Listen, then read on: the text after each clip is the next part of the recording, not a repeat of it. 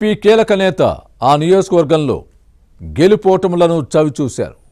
పోయిన చోటే వెతుక్కోవాలి అన్నట్లు 2019లో పరాజయం పాలైన స్థానంలో గత ఎన్నికల్లో బంపర్ మెజారిటీతో విజయం సాధించారు. అప్పట్లో మంత్రిగా ఉంటూ ఓడిపోయిన నియోజకవర్గాన్ని మాత్రం విడిచిపెట్టలేదు.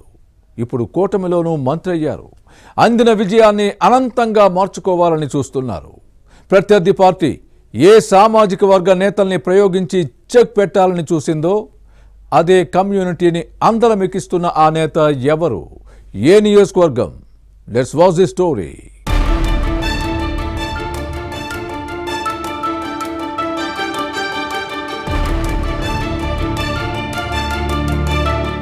మంత్రి నారా లోకేష్ మంగళగిరిపై ఫోకస్ పెంచారు. నియోజకవర్గానికి ఫిక్స్ అయిపోవాలని చూస్తున్నారు. తండ్రి చంద్రబాబు నాయుడు కుప్పంను కంచుకోటగా ఎలా మలుచుకున్నారో తనయుడు లోకేష్ మంగళగిరిని తన రాజకీయ అడ్డాగా మార్చుకోవాలని చూస్తున్నారు.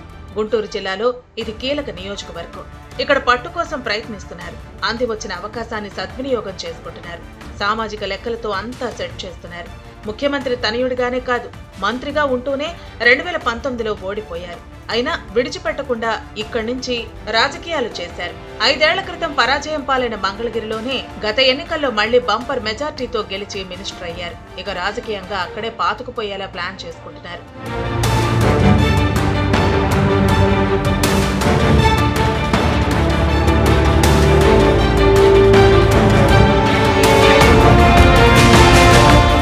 తెలుగుదేశం ఆవిర్భావం తర్వాత 1985లో ఇక్కడ తెలుగుదేశం జెండా ఎగిరింది. ఆ తర్వాత వామపక్షాలు బీజేపీతో పొత్తులో భాగంగా పోటీ చేసే అవకాశం రాలేదు. 2014లో మాత్రం చేనేత సామాజిక వర్గానికి చెందిన గంజి చిరంజీవిని టీడీపీ బరిలోకి దించింది. కానీ వైసీపీ నేత ఆళ్ల రామకృష్ణారెడ్డి చేతిలో స్వల్ప ఓట్ల తేడాతో ఓడిపోయారు. ఆ తర్వాత అమరావతిని రాజధానిగా ప్రకటించడంతో లోకేష్ మంగళగిరి నుంచే బరిలోకి దిగాలని నిర్ణయించుకున్నారు.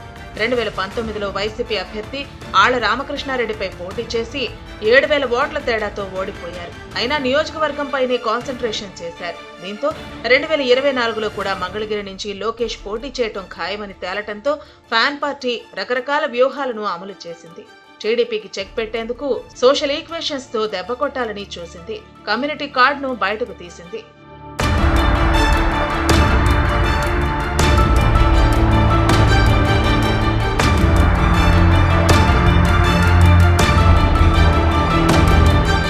మంగళగిరి నియోజకవర్గంలో చేనేత సామాజిక వర్గ ఓటర్లు అధికం. పద్మశాలి అభ్యర్థిని బరిలో దింపి లోకేష్ ను ఓడించేందుకు ప్లాన్ చేసింది. దీనిలో భాగంగానే అప్పటి ఎమ్మెల్యే ఆర్కేను కాదని టీడీపీని వీడి ఫ్యాన్ పార్టీ పంచన చేరిన గంజి చిరంజీవికి టికెట్ ఇవ్వాలని భావించింది. అయితే కొద్ది రోజుల తర్వాత పునరాలోచన చేసింది. లోకేష్ ను ఎదుర్కొనే సత్తా చిరంజీవికి ఉందా అన్న అనుమానాలు వ్యక్తమయ్యాయి. టీడీపీ అభ్యర్థికి చిరంజీవి సరిజోడి కాదని భావించిన వైసీపీ అధినాయకత్వం మాజీ మంత్రి మురుగుడు హనుమంతరావు కోడలు లావణ్యకు టికెట్ ఇచ్చింది. కానీ ఓడిపోవడంతో పార్టీ పెద్దల లెక్కలు తప్పాయి.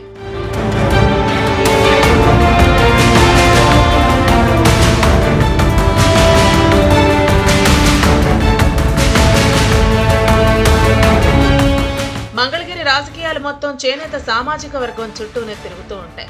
దీన్ని పసిగట్టిన లోకేష్ రానున్న రోజుల్లో ఇక్కడ మరింత పట్టు సాధించాలంటే కమ్యూనిటీ అండదండలు అవసరమని భావించారు. దీంతో ఇప్పటి నుంచే వారికి అత్యధిక ప్రాధాన్యతను ఇస్తున్నారు. మొదటి విడత నామినేటెడ్ పదవుల పంపకంలో టీడీపీ నేత నందం అబద్దయ్యను రాష్ట్ర చేనేత అభివృద్ధి సంస్థ చైర్మన్ గా నియమించారు. మలి జాబితాలో చేనేత వర్గానికి చెందిన తమ్మిశెట్టి జానకీదేవికి టీటీడీ పాలక మండలి సభ్యురాలిగా అవకాశం కల్పించారు.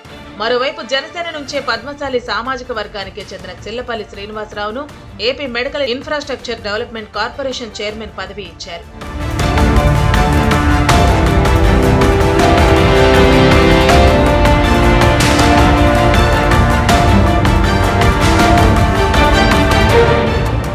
మరోవైపు చేనేత రంగం దెబ్బతినడంతో ఈ కమ్యూనిటీ నుంచి ఎక్కువ మంది స్వర్ణకార వృత్తిలో ప్రవేశిస్తున్నారు. బతుకు తెరువు కోసం బంగారు ఆభరణాల తయారీ రంగాన్ని ఎంచుకుంటున్నారు. దీంతో స్వర్ణకారుల కోసం కార్పొరేషన్ ఏర్పాటు చేస్తున్నట్లు ప్రకటించారు. ఆ సంస్థ ద్వారా పద్మశాలి సామాజిక వర్గానికి ఎంతో కొంత మేలు చేయాలన్న ఆలోచనలో ఉన్నారు. ఈ విధంగా అన్ని అంశాల్లో కమ్యూనిటీకి పెద్దపీట వేస్తున్నారు. చేనేత సామాజిక వర్గంపై పూర్తిగా పట్టు సాధిస్తే మంగళగిరిలో తిరుగుండదని భావిస్తున్నారు. ఓవైపు పదవులతో పద్మశాలీయులను ఆకర్షిస్తూ మరోవైపు నియోజకవర్గ అభివృద్ధిపై దృష్టి పెట్టారు. 100 పడకల ఆసుపత్రి ఏర్పాటుకు కేబినెట్ నిర్ణయం తీసుకుంది. మొత్తం మీద చంద్రబాబుకు కుప్పం, వైఎస్ జగన్ కు పులివెందుల ఎలానో మంగళగిరిని తన రాజకీయ అడ్డాగా మార్చుకోవాలని నారా లోకేష్ చూస్తున్నారు.